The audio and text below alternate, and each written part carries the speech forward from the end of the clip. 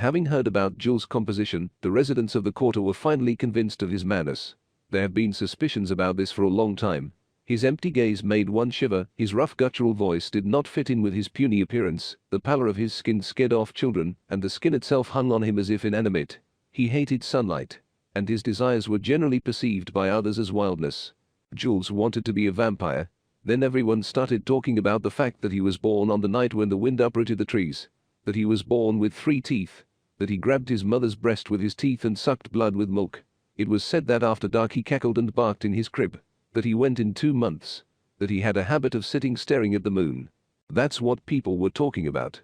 Jules, the only child in the family, constantly caused concern to parents who quickly noticed deviations in his development. The child seemed blind to them because of his absent gaze, but the doctor dispelled their fears. In addition, according to the doctor, Jules, having such a large head, could be either a genius or an idiot. He turned out to be an idiot. Until the age of 5, the child did not utter a single word.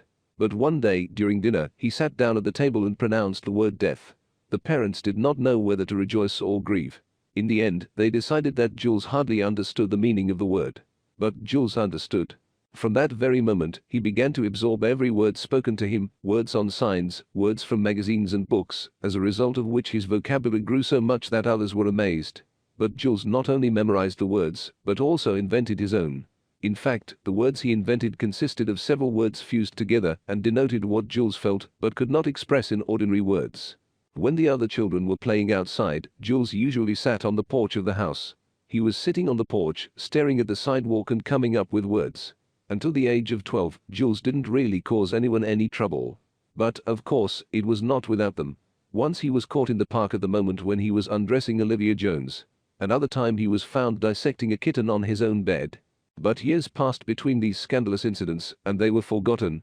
In general, during this period of his life, Jules was just unpleasant to others. He attended school, but did not teach anything, having spent 2 or 3 years in each class. All the teachers knew him by name. In some subjects, such as reading and writing, Jules had an almost brilliant knowledge. For others, he was hopeless. One Saturday, 12-year-old Jules went to the cinema. On Dracula. After the movie, leaving the hall in a crowd of boys and girls, he resembled a pulsating bundle of nerves. When he got home, Jules locked himself in the bathroom for 2 hours. His parents pounded on the door, threatened, but he never opened it to them. When he finally came out of the bathroom and sat down at the dinner table, his finger was bandaged. His face expressed satisfaction. The next morning Jules went to the library. It was Sunday, and he had been sitting on the steps all day waiting for it to be opened. But this did not happen, and he returned home with nothing. On Monday morning, instead of going to school, he went to the library again. He found Dracula on the shelves. He couldn't take a book to read because he didn't have a library card, and to become a library reader, he had to bring one of his parents. So he hid the book in his pants and took it out of the library. He never brought her back. Jules found a place in the park and read the whole book. It was already late in the evening when he finished reading. On the way home, running from one lamppost to another, he undertook to reread. Arriving home, Jules did not hear how he was scolded for his absence at lunch and dinner. After a hasty meal, he went to his room and finished reading the book to the end. His parents asked him where he got the book from. Jules lied about finding her. As the days passed, he read the book over and over again. I didn't go to school anymore. Late at night, when he fell asleep exhausted, his mother took the book out to the hall to show his father. One day, the parents noticed the lines, unevenly underlined by Jules with a dark pencil. Among them were, the lips were red with fresh blood, a trickle of blood ran down her chin, staining the whiteness of her exquisite mortal attire. Close quote, or, when the blood gushed out, he took my palms with one hand and squeezed them tightly in his, and with the other grabbed me by the neck and pulled me to him, so that my lips were pressed to the wound. Then the mother could not stand it and threw the book into the garbage chute. In the morning, after discovering the loss, Jules threw a tantrum and did not leave his mother until she told him where the book was. He rushed down to the basement of the house and, after a pile of garbage, still found her. With coffee grounds and egg yolk in his hands, he retired to the park and reread the book again. For a whole month he read the book avidly. Finally, he studied its contents so well that the text was no longer necessary. Now he was just thinking about what he had read. Notifications of absenteeism came from school. The mother howled. And Jules decided to go to school for a while. He wanted to write an essay. And one day in class they were given such a task. When the children finished writing, the teacher asked if there was a desire to read what was written in front of the class. Jules raised his hand. The teacher was surprised. Moved by compassion and a desire to cheer up the boy, she smiled and said, "Okay. Children, please pay attention. Now Jules will read his essay to us. Jules stood up. He was excited. The pieces of paper trembled in his hands. My dream, he began. It is written. Jules, my child, the teacher interrupted him. Face the class. Jules turned to face the class. The teacher smiled kindly at him again, and he started over. My dream. Written by Jules Dracula. The smile froze on the teacher's face. When I grow up, I want to be a vampire.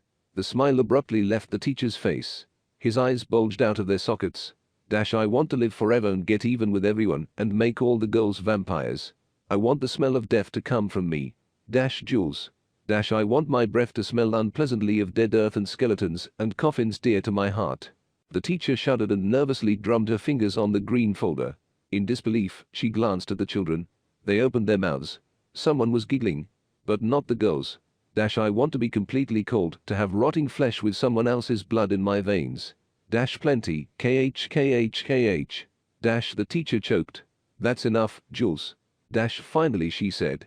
Jules continued to read, but louder and with a kind of frenzy. I want to sink my terrible white teeth into the necks of the victims.